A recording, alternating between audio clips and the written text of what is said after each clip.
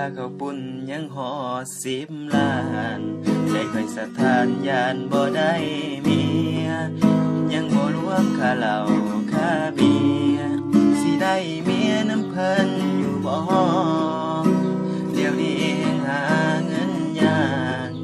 เศรษฐกิจลำบากที่น้อคันสิท่าจนค่าหลองพอยานที่น้อยานผู้สาวเฒ่าก่อนคันจังสันเอาจังสีสาละหามีที่เว้านำพ่อแม่ให้เพิ่นดุดค่าหลองให้แน่ให้ซอยแก้ให้มันคือบอนเรื่องสินสอดค่าหลองให้พ่อแม่น้องหอก่อนแต่งแล้วเอาเงินเดือนพรเอาจังได้นอนสอนหมอน้ำกันเขาหัวเพิ่นให้เสียหมูเข้าประตูเพิ่นให้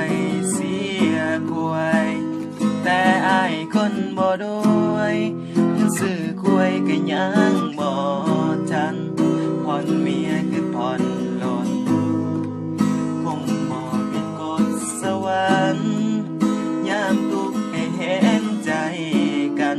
ยามรวยนั้นเจ้าสิเอาสำใดบ่อยากให้ของตกแฟ